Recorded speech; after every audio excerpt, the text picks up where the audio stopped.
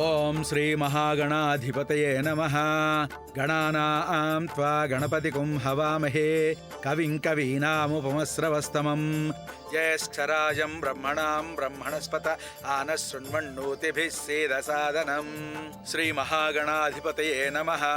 శ్రీ గురుభ్యో నమః. చెడు అనేది స్వలాభంతో స్వార్థంతో మంచిని ఆశ్రయించి ఆ మంచి ద్వారా తను అనుకున్నది చేయాలనుకున్నది సాధించాలని కోరుకుంటుంది. అలాంటి వాళ్ళు మా ఇంట్లో కూడా ఉన్నారు.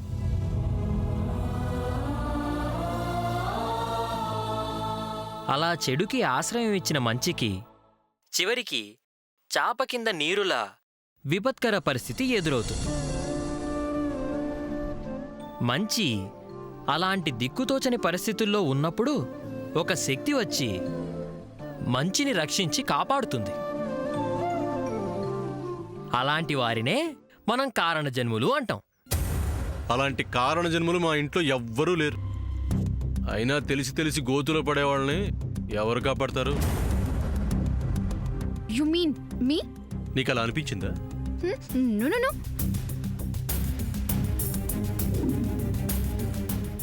మంచి చేసిన వాళ్ళకి కీడు చేయాలని ఆలోచిస్తే చెడుకి ఎలాంటి పరిస్థితి దాపురిస్తుందో మోహిని భస్మాసుర కథావృత్తాంతం ద్వారా మనం ఇప్పుడు తెలుసుకుందాం.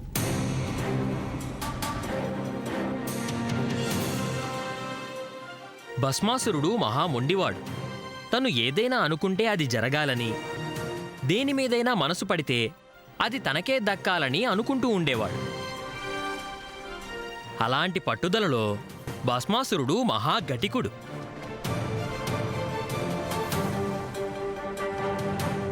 ఈ భస్మాసురుడు మహాశివభక్తుడు.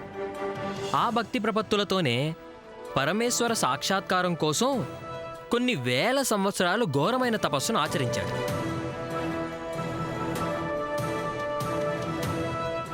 అతని తపోదీక్షను చూసి ముచ్చటపడిన పరమేశ్వరుడు అతనికి ప్రత్యక్షమై, నా దర్శనం కోసం నీవు అకుంఠిత దీక్షతో చేసిన ఈ తపస్సుని నేను మెచ్చాను భస్మాసురా, ఏదైనా వరం కోరుకో ప్రసాదిస్తానని ఆయన అభయమిచ్చాడు. భలే అడిగాడు కదా సూర్య. పూర్తిగా విను. అలాగే భస్మాసురా అని శివుడు అనడంతో మహదానందభరితుడైన భస్మాసురుడు, ఎవరిమీదనో పరీక్ష చేయడం ఎందుకు, ఆ పరీక్ష ఏదో మీమీదే చేస్తాను అన్నాడు. అలా అనడంతో దిక్కుతోచని ఆ శంకరుడు ఆగ మేఘాల మీద శ్రీమన్నారాయణు చెంతకు వెళ్ళి జరిగిన వృత్తాంతమంతా కూడా చెప్పి, నన్ను కాపాడు శ్రీహరి అని వేడుకున్నాడు. సూపర్ సూర్య. చెప్పాను కదా పూర్తిగా వినమని.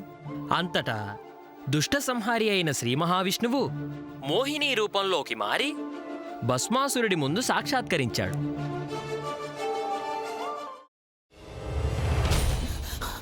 నువ్వు ఇంకేమన్నా చెప్పాలా?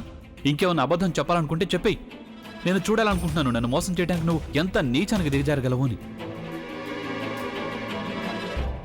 ఎందుకు ఆలియా, ఎందుకు నువ్వు ఇలా చేసావు?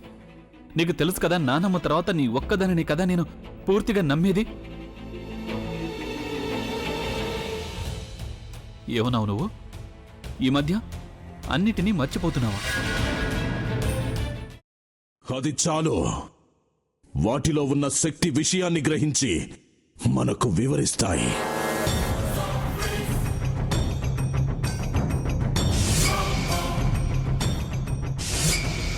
ఎవరు ఆ దండ విప్పొద్దు, గది తలుపులు తెరవద్దు.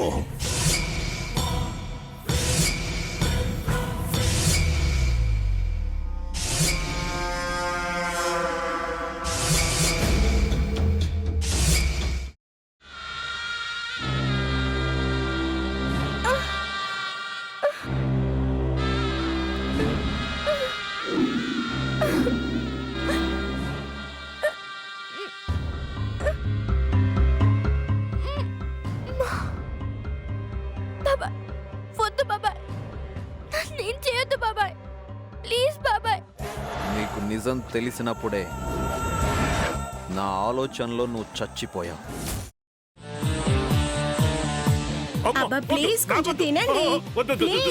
భీమారావు గారు, మీరా?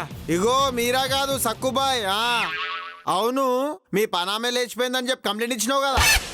రేయ్, ఆయన కంప్లైంట్ ఇచ్చింది లేచిపోయిందని కాదు, కనిపించడం లేదు అని. అట్లానా? సరే మేడం. ఇడియట్. ఆ వంట మనిషి పేరేంటన్నారు? రత్తాలు మేడం. ఏం పెద్ద మంచి, నీ వంట మంచిని కూడా మేడం అని పిలుస్తావా? రేయ్ హాఫ్ బ్రెయిన్,